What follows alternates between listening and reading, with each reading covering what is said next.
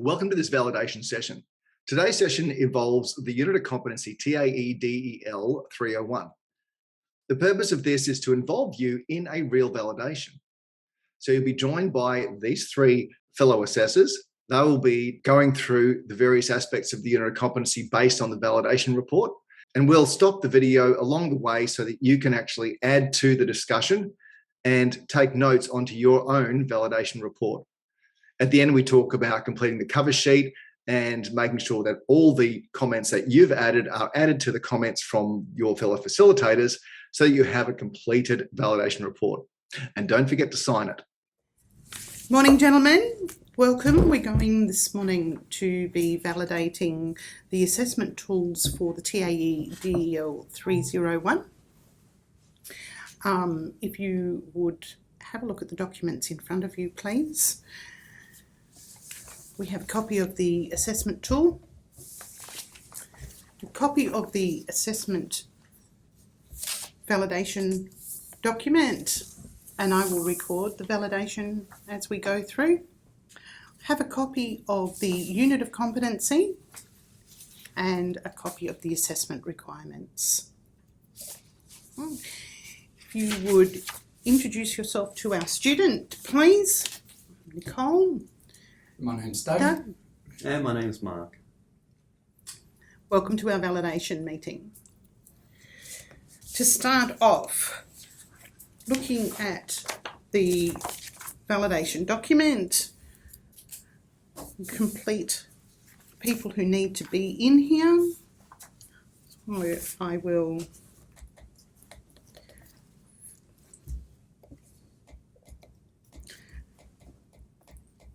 ask you to please sign in on the validation.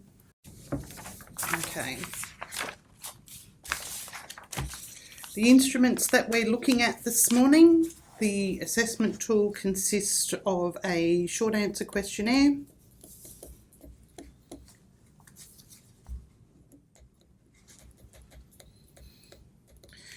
and a observation checklist.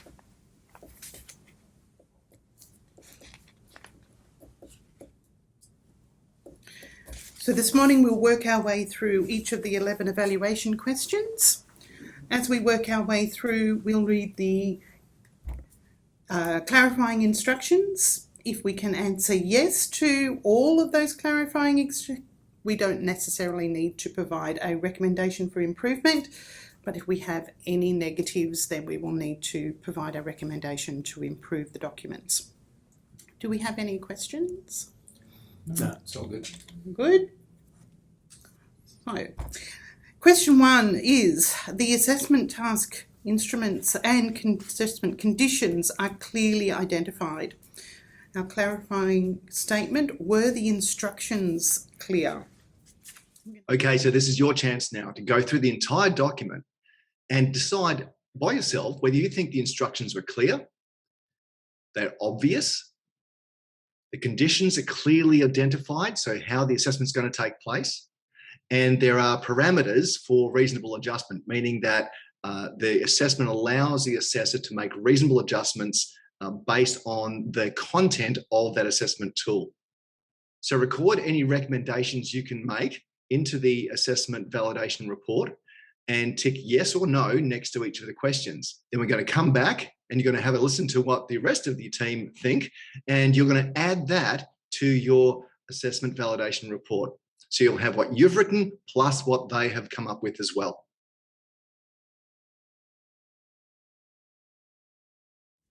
We're going to have a look at the context instructions and the instructions for the candidate and assessor. It's not really clear who the instructions are for, in the sense that we've got the word instructions, then over the page we've got assessor instructions. So which are the instructions to the student and which are the instructions to the assessor? So we'll make a note. And the RPL section on the bottom of page 4 is incomplete.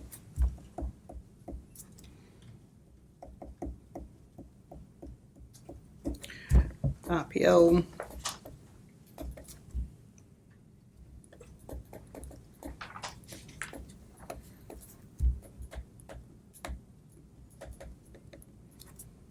Is there anything else that we've noticed? For the actual assessments, for the knowledge questions and for the observation, it seems that there's no instructions for the assessor for the knowledge questions. There's or the observation checklist. Yes. No.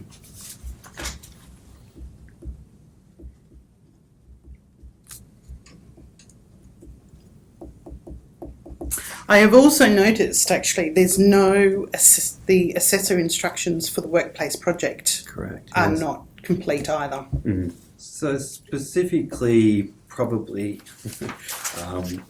what the, coming back to knowledge questions, what the assessor needs to do in terms of how long they should give for the assessment, if they need to mark it, where they need to provide feedback, and what happens after the learner's completed the assessment. Maybe what happens if the student is found not yet satisfactory or not yet competent for any item. I think I'd also like to see some statement around using and or interpreting the responses, and using the answer guide as a sample. Yeah. But we won't always get exactly what's written here from your student. So we've answered no around the assessment instructions and the candidate in assessor instructions not being obvious. Can you find the assessment conditions? Technically, I guess we could say there's two aspects to that. There's the assessment conditions from the actual unit itself. That could be one way to interpret it. And then the other way could be under what conditions must the assessment take place? And are they mentioned in the instructions clearly enough? I would say possibly not. From what I've read, it doesn't really state the type of environment that the assessment should take place in. From what I can see, but maybe others may have a different opinion. Yeah, it's interesting how you interpret documents, isn't it? So the assessment conditions, if we look at the unit of competency for this particular unit, and I paraphrase, but simply it says the assessment needs to be carried out in a safe manner by an appropriately qualified and experienced trainer, assessor. So we do have workplace health and safety guidelines here. And we also, in the first part, as far as the resources section, where it's talking about the student can complete this within their workplace. Or a simulated environment. So it sort of is covered, but not neatly under the title assessment conditions.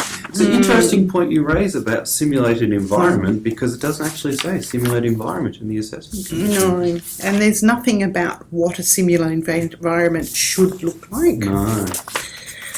So the assessment requirements in the assessment conditions, conditions must be typical of those experienced in a training and assessment environment. And include any necessary workplace documentation. So I think if we're taking Doug's point there around the access to the documents, that certainly that is true. Safe environment, maybe it's mentioned. So I think on face value it meets that criteria, but if I was an assessor and I was just reading off this, do I feel I've got enough information to set up the appropriate conditions? Maybe, maybe not. No. So, particularly for the workplace project. I think the workplace project's very much lacking those instructions. So maybe we make a note and put no and say needs further clarity around the best conditions for carrying out the workplace project. The other problem with the workplace project is that the instructions to the candidate don't actually reflect the performance evidence requirements of the unit of competency. Is that a point for now or for later on? For later on. Yeah, I think that we've got a mapping further down. Question 3 concerns the mapping, and I'm not sure that the workplace project will make the mapping at all. Okay. So reasonable adjustment. Do we have reasonable adjustment parameters? There is a statement in the context. My feeling, based on my experience, is that often it's good to specify what is acceptable, what's not, and what would require approval. So, and I could be reading too much into that, but I think with an assessment like this, though, and this particular unit, I think reasonable adjustment could be a tricky one to apply. But maybe we need some wording in there as to the process, and that an assessor can't just apply reasonable adjustment without some discretion. Yeah.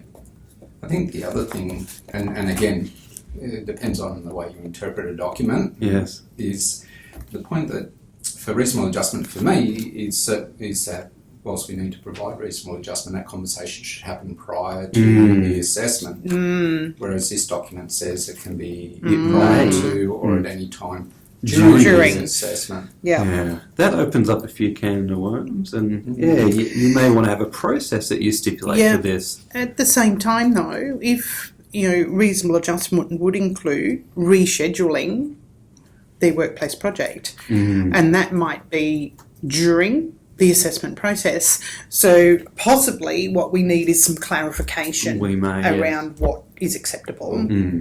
So we're going to say that our reasonable adjustment programs, while they are included, they're not clear and need expansion. So this is what your team came up with. Take a moment now to pause the video, add what they have come up with to what you've already recorded. Now you're going to have a completed question 1 from the validation. So let's now move on to question 2. Moving on to question 2. Are we happy to move on to question 2? Certainly are. Written information is at the appropriate AQF level and grammatically correct. So tasks are written in plain English. This is an AQF level 3 unit of competency, but if it's being done as part of the certificate 4, would need to be at the AQF level 4. So we'll need to straddle that line. So do we feel that tasks are written in plain English at an appropriate AQF level? So just like before, go through each of the questions for question 2 to make sure that you're satisfied that these particular criteria are met. Go through each of the questions on the right-hand side, and if you find any that are a no, then you must put a no in the box for the whole question and make your recommendations. So pause now, take a moment to do that, and then come back again and have a listen to what your team came up with as well. And at the end, add that to your validation report. I believe so. Certainly, I haven't picked up any obvious grammatical or spelling errors throughout it, and the performance tasks are within the parameters of the unit of competency. There are some gaps in the mapping that need to be addressed, but I think that the workplace project tasks, there are a lot of duplications in the instructions. And they're certainly not, not clear. From one perspective, there could be an argument for an indication around word count.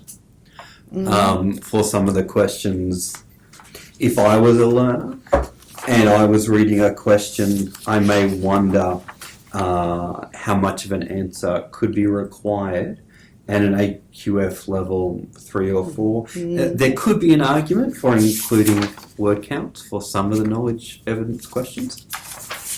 But again, that's just something that's often a personal preference for the creator of the questions.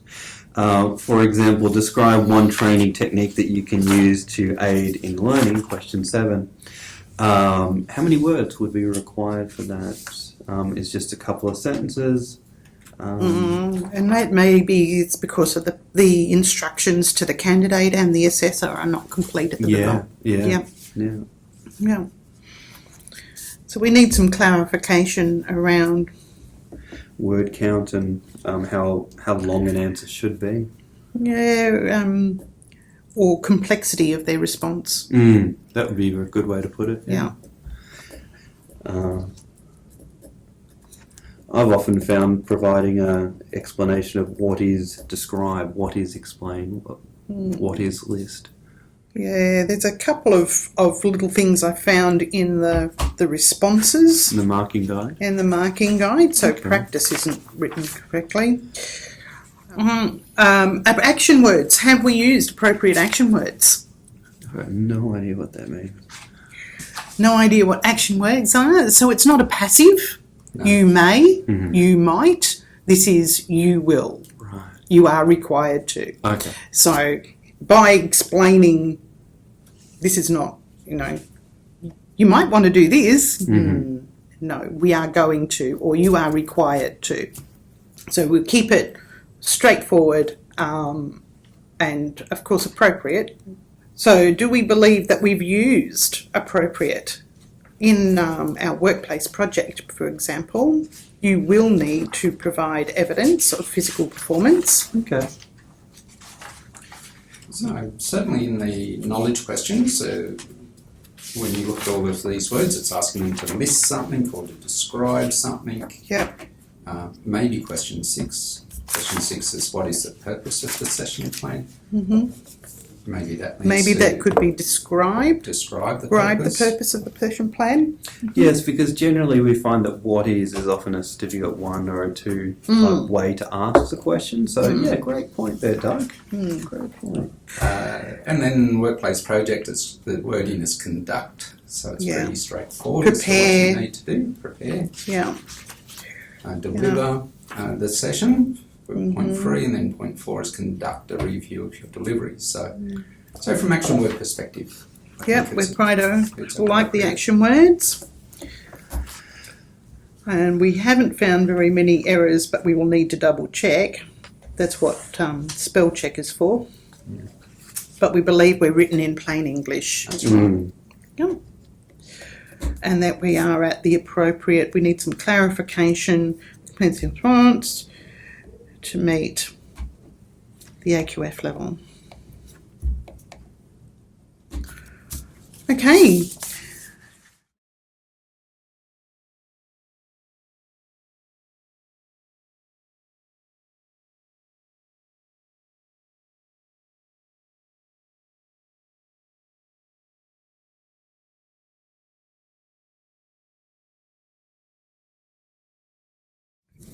Question 3 is around the assessment mapping. Now we mapped this morning and identify a number of issues. So the assessment is mapped to the unit of competency or the standards that are required for industry. So what do you think? It's time for you to go back through the mapping that you would have done earlier. So the mapping is where you've mapped each performance criteria, knowledge evidence and performance evidence against the questions, the workplace project, and also the observations within the assessment tool. So go back now, double check to make sure that what was mapped originally is actually in line with what we would call valid. The only way we know something's valid is that it maps completely to the assessment tool. So the assessment tool itself maps completely back to the unit of competency. So go through that with a fine-tooth comb, see what you come up with, and then we'll go back and see what the rest of the team think. And again, add that to your recommendations. The only thing that's included in this mapping is the unit of competency and the assessment requirements. There's no benchmarks in here for any industry requirements. So assessment is mapped to the unit of competency. Well, No, there's a lot of gaps right through the whole mapping yes. document. Yeah. So it's not. So just to clarify, when we found a gap, did we essentially just put a question mark or did we leave that blank? On my mapping, I just put in a question mark. Is that what you guys did as well? I tend to leave it blank. Okay. Because then I don't have anybody who mistakens a question mark or any for a number. Okay. That's the only reason I don't put anything in it. Tend to highlight, actually. I'll leave a highlighter. Right. Yeah. Identify a gap. Yeah. Otherwise, for me personally, I just put a dash, Okay. just a line. Yeah. I do like a dash or a question mark just because otherwise I make the assumption a student hasn't even looked at that Okay. one. So Yeah. we may find some variation on how people approach that. Yeah. So the maps collate correctly to all unit of competency parts and the assessment components. And no, I don't believe they do either. No. So in terms of the recommendation, we would just say make sure all the question marks or gaps or any items are filled in with new assessment tasks or clarified. Add the knowledge questions. And I think we even saw something in the workplace project. So here's a question, gentlemen. The workplace project hasn't been mapped at all. Right. Would you normally map the workplace project? Because looking at this is also instructions for a portfolio. So as a portfolio, which gives you a third instrument, this should really be mapped in. I definitely would, yeah. Yeah, I map it under the performance evidence. So when we look at the performance evidence in the mapping document, the first line talks about carrying out a minimum of 3 training sessions. So under observed practical, I tend to use the code WP because it's the only area really that it will give should set. Correct. that description that you need to do 3 training sessions. Yes. The interesting thing then, it says 3 training sessions, but it doesn't say they have to be different training sessions with a different objective. So you wouldn't actually be able to map that either. So, and the other thing, when you look at the workplace project, so 3 training sessions, it also doesn't say it has to be for 2 different groups or individuals. Yeah. So there's a gap in there. There's a big gap there as well. But if we were going to map it, that's where I would map it. And so I've often indicated observation is OB, and then put OB. And I think in our mapping that we were doing just now, we put OB and then we put the OP5 or whatever relates to the criteria that we had in the observation checklist. Just to differentiate between, I like to add a column. Okay, that's another way we could do it. So with my mapping, I like to add a column so that there is a column for each task. Okay. And then I can map that way. Yeah. So there are different approaches that people could take on that. Questions, review the workplace project. Are we happy with the way the observation checklist maps? Have we covered the performance criteria? It's fairly clear. So we've agreed that performance evidence isn't being adequately addressed. So then with the performance criteria, I'm not sure if I'm comfortable with 2.5, apply coaching techniques to assist learning. I do feel that it's mentioned as a criteria, but I don't think it's specific enough. And I guess also there could be an argument for even putting in some benchmarks as to what would the assessor actually need to see if they were ticking off particular criteria. Yeah, and this comes back to our question in task 1, isn't it? There's really no instructions to the assessor to guide that observation. So we probably need to add to that as well. So we need to definitely add some instructions for the observation checklist, but also those observation criteria. For each of the observations. There's an assessor's notes, but there's no guiding instructions. No, that's correct. This is what we should be looking for. And when we look at the observations, and again, everyone has a slightly different perspective, don't they? But if you look at observations 7 and 8, 9 and 10, 11 and 12, personally I actually like to split all of them out so that for each observation We've got some notes. we've got some area for notes, whereas these seem to be paired for those particular observations. Let's take the example number 7, uses appropriate interpersonal skills. Well, if I was observing someone, I'd like to know what are some examples of interpersonal skills that I'm needing to see. And the more specific it could be, the more reliability there may be. Yes, across assessors. Yeah, and we need to add something there about non-verbal skills and, inclusive, whether they're including everybody. That's right. Okay. All right. So we don't believe this maps at all. No, there's lots of gaps. Right.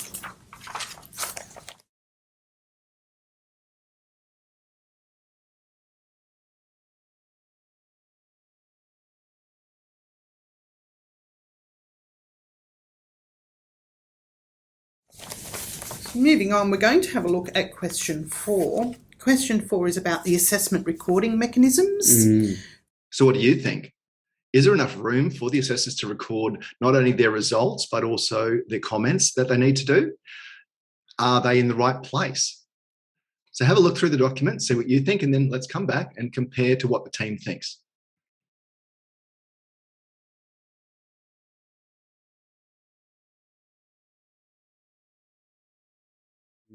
So is there sufficient room, do we believe, for completion to be marked? So on page 2 of the document, there is a table to identify whether or not the practical tasks and the knowledge questions have returned a sufficient outcome.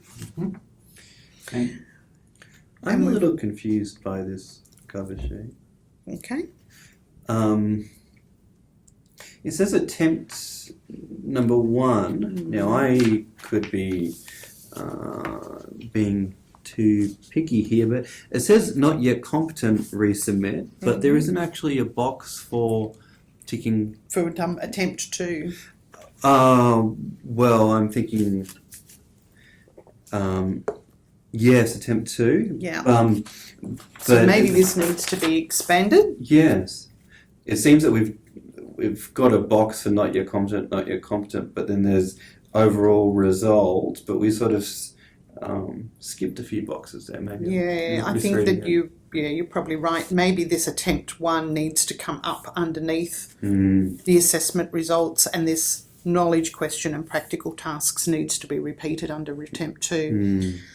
Because then it'll actually identify, was it the knowledge questions or the practical tasks that didn't return sufficient evidence.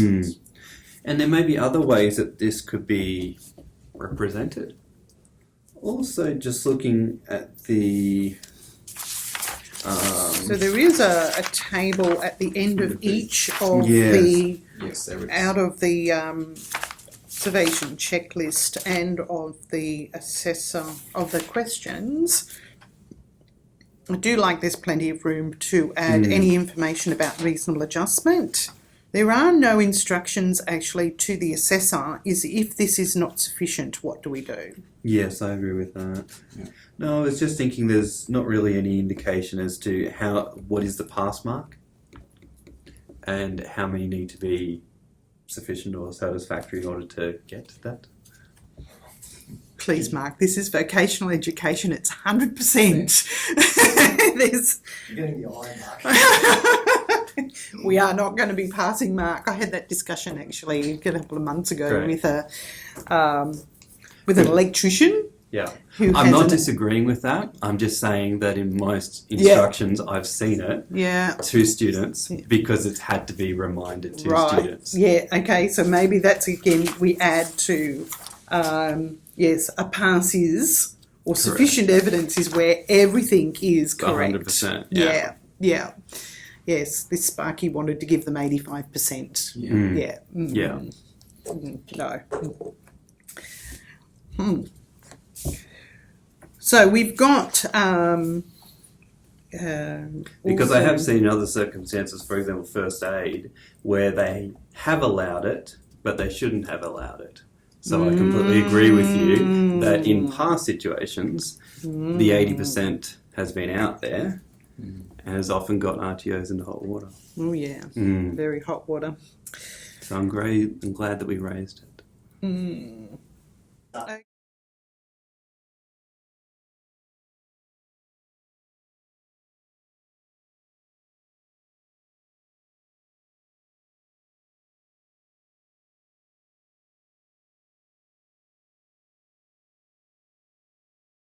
Okay, so let's go on and have a look at question 5. This is about the level of difficulty of the assessment tool compared to the requirements of the unit of competency. So have we worded the tasks appropriately?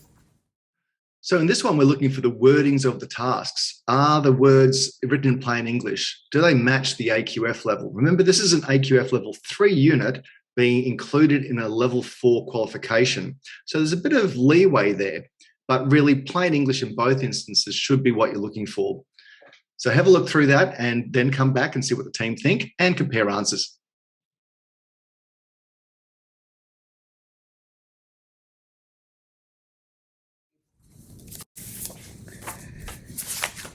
Well, we already said we didn't. We didn't feel that the tasks were worded appropriately, did we? Are we looking at number 5? Yes, question. Difficulty appropriate to the unit of competency. And I guess that's a little bit different to the previous one, which is talking about the XS level. Yeah. I would say it's a yes, but it doesn't really mention in here in the workplace project specifically that it needs to be 2 different topics, and it doesn't mention 2 different learner groups. So if we were taking the perception that difficulty could include those things, and maybe it doesn't. Tasks are within an expected performance range. I would say that relates to the observation checklist, that the expected performance range isn't really specified. No. Is that kind of how you read it as well? That, and also going back to your comment earlier, Mark, that the instructions in the workplace project are not complete. They don't reflect the performance evidence requirements of 2 different groups or individuals and 3 different topics. The other thing for me personally, the way I read this anyway, is that we have a lot of gaps within the mapping document. So even from a knowledge perspective, I don't think there's appropriate level of difficulty in there, in the sense that a lot of the knowledge questions don't fully align to the knowledge evidence requirements. Yes, and I think that even as simple as question 7, one training technique, that is simply not sufficient evidence to understand how a variety of training techniques and when they would be used. Yeah, no, that's correct. Right. The other thing that we did say earlier about the observation checklist is that we need to include some prompts for the assessor. Yeah. So that, when we're talking about communication and interpersonal skills, what should that look like? I'm going to come back to my comment about word count for answers for the knowledge evidence. I guess there's 2 approaches for that. One could be in each question we actually specify how many we want in terms of how many words we want in terms of an answer, or we can have an overarching statement saying at the beginning of the knowledge evidence questions, your answer should be this amount in length, such as 2 to 3 sentences, or a paragraph in length, or whatever. So that we need to have the depth of knowledge requirement by the unit. So we do. And that needs to be specified somewhere. So we're going to have a depth of knowledge. And when we put together our recommendation, we may even make some suggestions around that. And part of those recommendations might be rewording of the questions, Yeah. in the sense that question 1 is give 3 examples of learner styles and needs. So it may be give 3 examples and explain. And I'm going to, this may sound a little bit picky, but I might actually separate that question out into 2. Yes. Me too. I think we'd like 3 examples of learning styles and 3 examples of needs. Yes. Yeah. I think it can be, and just to explain the rationale behind that, you may often find that learners only answer half the question and not the other half. So that's why we want to separate it out into 2 separate questions. Yeah. And these are the kinds of things that I guess people often miss when they're creating questions. But also we could even see here in the marking guide that doesn't really, it mentions the learner styles, but it doesn't really mention needs. No, that's correct. Yeah. And there's there a is couple sorry. No, there is a question here about further down about the marking guide and whether the marking guide is appropriate. So I think that's a great point. we'll address that. So question 6 is similar to the one we've just discussed, where it's question 6 is what is the purpose of the session plan? It leads, as you're saying, Mark, the question itself, the way the question's written, leads to a very short answer. If you want more depth, then maybe it's describe the purpose of the session plan. And I think we definitely need more depth, because I would be saying describe the purpose of the session plan and what should be included in it. And I guess the most minimalistic answer could be to provide guidance to the trainer. Well, is that enough? Is that not? And words such as describe or explain could be more handy for number 6. Yeah, and I think we probably, you're all right. I think we need to expand the responses or the ideal responses for the assessor and give further guidance there. Okay. Okay, so we've got a no for question 5 as well.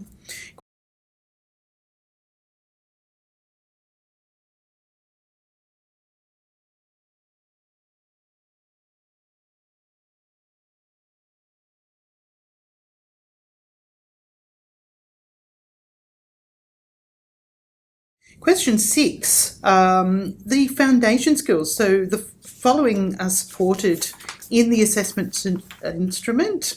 So have we captured the foundation skills in their tasks? So, absolutely no. Well, our mapping would suggest no, even though the foundation skills aren't part of our mapping. Okay, so now let's go on with the rest of the questions there. So covering performance evidence, knowledge evidence, and assessment conditions. Again, at the end, make all your notes and then we'll compare to what the team find out. Looking at this unit, when you look at the foundation skills which are pre-mapped, we've already got gaps because we're unable to map anything for performance criteria 4.1. So therefore, straight away, the foundation skills learning is not supported. No. I'm going to postulate that potentially interact with others is also not being covered. Yeah.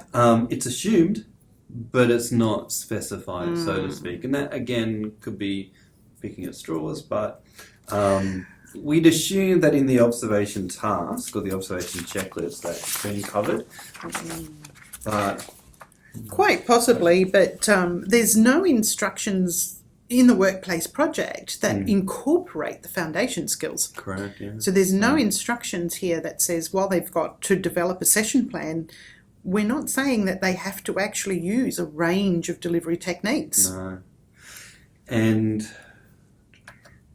it says build rapport to establish effective working relationships and to achieve effective outcomes. It's not really as clear cut as maybe I'd like to see. Yeah.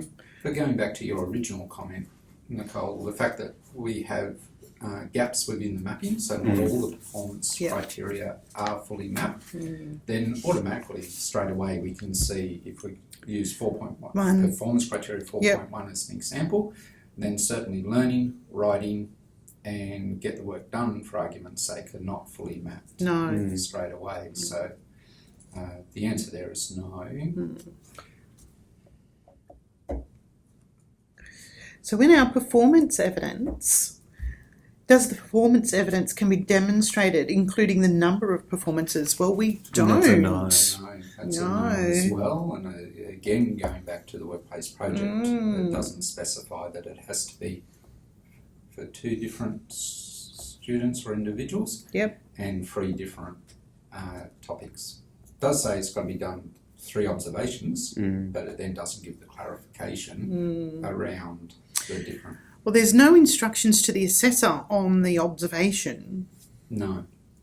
Okay, so we've now covered no, that we have not covered performance. The knowledge evidence, again, we have some big gaps in our performance criteria mapping. Whilst we've mapped the knowledge evidence, is one question sufficient? And we identified that question 7 and question 3 were sort of borderline. We suggested that they were partially covering the knowledge evidence and not complete.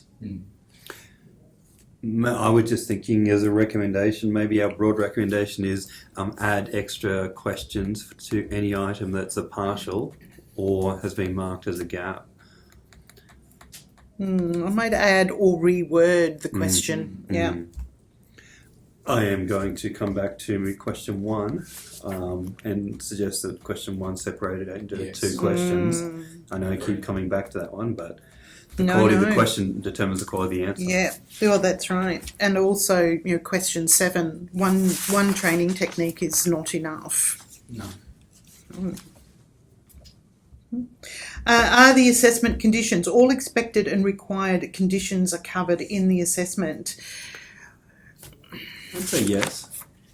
My concern is there's no instructions on what a simulated environment needs to look like for the assessor. Well, then that opens up the question of, is a simulated environment even okay according to the unit of competency? And it's not specified. It doesn't Right. specify. Conditions. It only says conditions must be typical of those experienced in the training and assessment environment and include access to any necessary workplace documents. So from that, a training and assessment environment, a simulated environment could be used as long as it mimicked what would normally be a training and assessment environment Within the workplace. within a workplace. It's a bit of a contentious point, in the sense that many units will often specify that a simulated environment is acceptable. Yes, And- this doesn't. No, it doesn't. So it could go either way on this one. Because it's implying that in the workplace they should have access to a scenario which would be typical of training someone. So It does use the word replicate. Yes. So it does say gather evidence, demonstrate consistent performance in conditions that are safe and replicate the workplace. So to me, replicate means It could be a simulation. okay.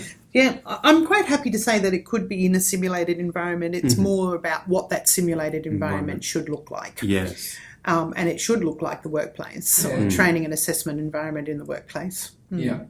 Although it does go on and say conditions must be typical of those experienced in working assessment environment Okay. and access to any necessary workplace documents. Yes.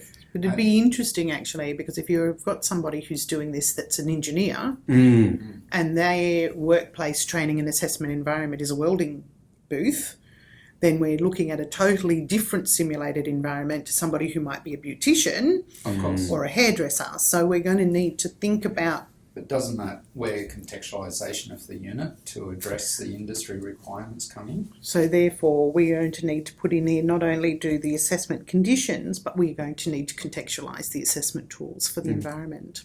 Okay, so we're really actually okay with the assessment conditions. Correct, yes, we just we are. need to expand the questions. Okay.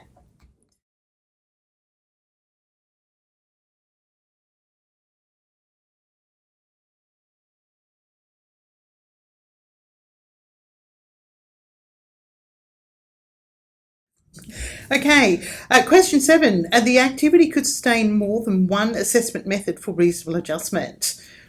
So I guess that really comes down to, is it would really depend on what is the reasonable adjustment required, because if it was, say, allowing for someone to deliver their training scenarios online, well, that's possible, but it's not mentioned specifically in here. So maybe it is a no, and maybe it's a comment or recommendation around suggestions for what would be acceptable reasonable adjustment. Yeah. It's interesting as different people read different things. To me, I would have answered yes to that, simply because from our background of knowing what reasonable adjustment might look like, we could ask the questions in an oral format instead of a written format if you're a dyslexic student. Yeah. Or we've already discussed that the practical Could be in a workplace project simulated could be or in a- a simulated or a Yeah. real life Yeah. workplace environment.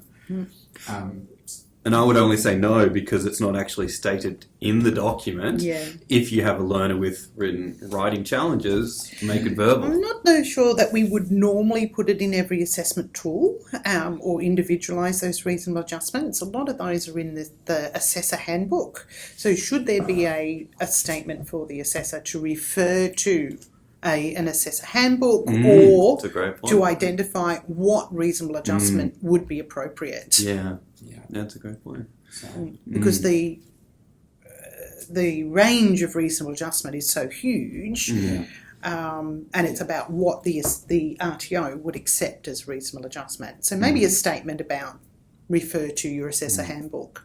Yeah. But certainly the activities can be adjusted for a range of on application. yes. Yeah. Oh, we could sustain more than one method of assessment. All right.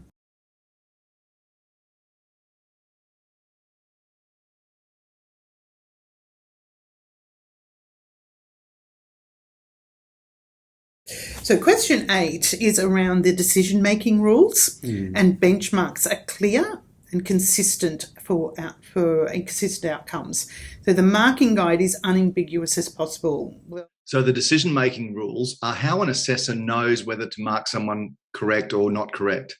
So go through and see if the model answers are correct, if the guidance within the workplace project and also within the observation checklist helps that assessor make a good decision.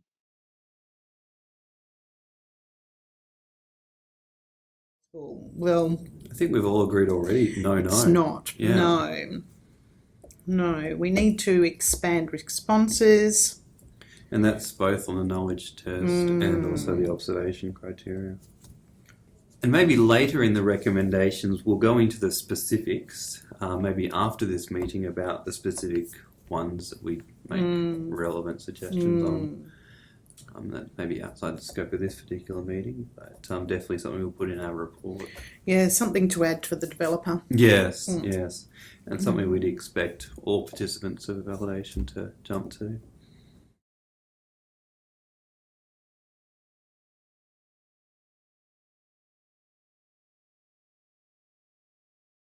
Question 9, the assessment activity is relevant to a number of different situations or contexts. Activities should be applicable to various contexts and situations. So we haven't said that the workplace project must be a certain work skill instruction. We've provided that flexibility for I'm going to say yes. the candidate. Yeah. Yeah, look, it's a very broad general assessment, isn't it? And we've already talked about contextualising for different students' workplaces. So I think you could put this assessment in almost any industry setting and still be able to complete it successfully. Yep.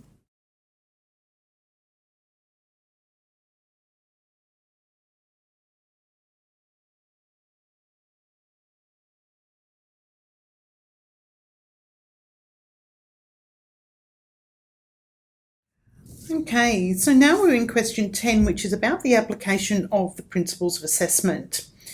So does it assess all aspects and dimensions of the competency?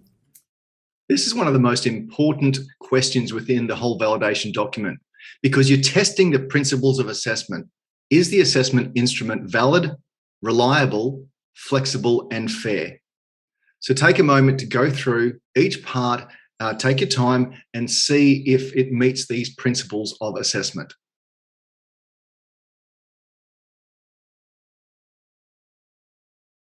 Short answer is No. No, there's lots of gaps through the Yeah. mapping. Yeah. So see previous notes, which are extensive. Reliability, I'm going to say no on that one. Is the assessment consistent application of results? Does the instrument collect reliable, unambiguous evidence? I'm going to say no simply because the benchmark answers are pretty varied, not clear enough, and different assessors could interpret it in different ways. And we need some prompts on the observation checklist.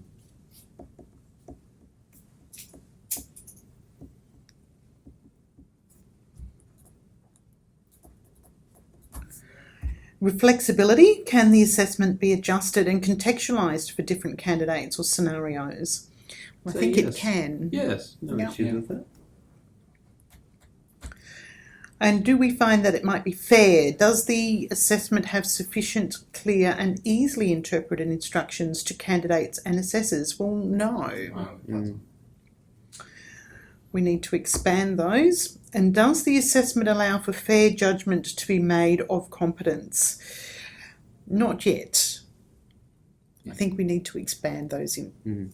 Well, certainly, and then simply looking at the workplace project, as we've already discussed, it doesn't have all of the necessary instructions to be able to make that fair judgment of competence when you map it back to the unit of competency requirements.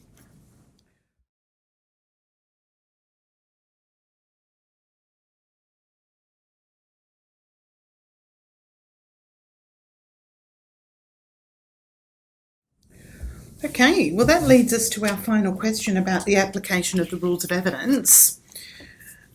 So here now, because we haven't actually trialed this assessment tool with a real student, we have to look at the tool to check that there are spaces available to gather the particular evidence requirements to make sure it's valid. Does it collect all the evidence required to meet the benchmarks? To ensure authenticity, does it have areas for the student and the assessor to sign off on their own work and that it's been assessed and feedback has been given? For currency, are there places for dates or recordings for things like version control of the actual assessment tool? And finally, sufficiency. Does it actually capture all the performance evidence required of this particular unit of competency? Good luck. It's now time for you to go through the instrument and check against valid, authentic, current, and sufficient. And then we'll have a brief pause. And when we come back, we'll check out what the rest of the team came up with for this final question.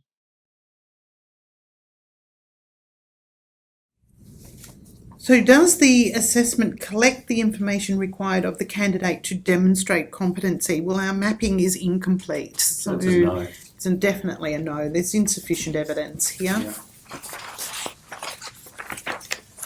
Authentic. Let's. There is a declaration of original authorship there on the front cover. So, And we do collect the candidate information. so we might go yes on that one.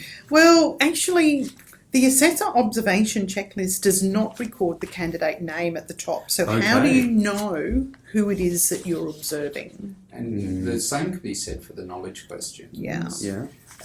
The only thing, though, that we do have is at the end of each of those assessments, you've got the assessor feedback, which the student has to sign off on. So you do have the candidate's name and the candidate's signature at the end of each of those assessments. Yes. But But like you, I do like to see, but also where is this assessment taking place? Is this a simulated environment or is this in the workplace?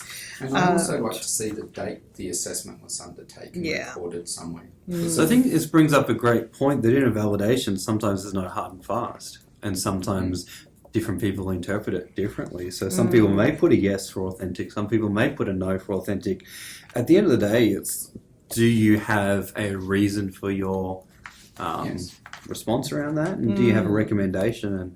And I think even in this meeting right now, I thought most of all that there is a yes, but there is always ways that it could be enhanced. Yeah. Yes. And I think the fact that there is an authorship declaration is the most important thing that we're looking for. And then how much further we verify beyond that, I think is certainly something to think about. My concern would be that the observation checklist would be normally separated because this is for the assessor, this is for the candidate, and so the assessor needs to know who they're assessing first, and to have the candidate sign something at the front to acknowledge they're being assessed. Because it's not a surprise party. No. And also too, I like, personally, for any assessment, I like a little statement the students sign to say that they believe they're ready for assessment. Yeah. But as you're saying, Mark, you know, we all have different ideas about what a quality document looks like. So I think it's up, as you're saying, it's up to the organisation as to what they would accept to some extent. And I just also wanted to point out that from a validation meeting, different people will see it differently, and 3 people could run a validation meeting and come up with different results, and that's okay as well. So currency, is the evidence gathered recent and within reasonable time limitations for currency? So this is going back to my comment before. Other than the student declaration and the feedback, there's not actually anywhere for the date the assessment was undertaken to be recorded. No. And feedback might be, not ideally feedback is at the end of the assessment process, but if we're looking at a knowledge assessment that someone submitted online via Moodle, for argument's sake, it might be 3 or 4 days before I get to mark that. So I do like to see when the actual assessment was undertaken. I'm just going to throw something out there that, as you pointed out very early on, there's not much wording or anything mentioned about RPL. And I often find that currency will also relate to RPL evidence. And so you'd want to have some guidance in there as to how recent any submitted evidence needs to be. Are they within the last 6 months or 12 months or 2 years or even 5 years? So something to think about to add into there. One of the things that I've noticed actually is that the benchmarks, and there's no benchmarks or version control on this document. So there's no way to determine whether or not this is the most recent version of the unit of competency, because the benchmarks aren't listed, and we have no way of knowing what version we are looking at. So there's no version control table, and there's no version control in the footers to even give us a sample of. So there again, we're going to run into a currency issue.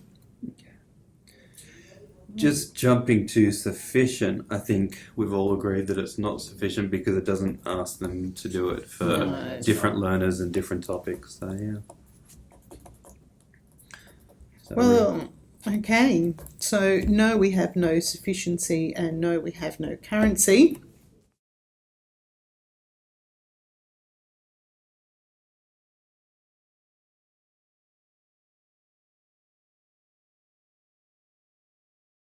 So that actually concludes our validation meeting for these assessment tools. We'll type these inputs up, and I'll have everybody sign these, please. Great. No problems. Excellent.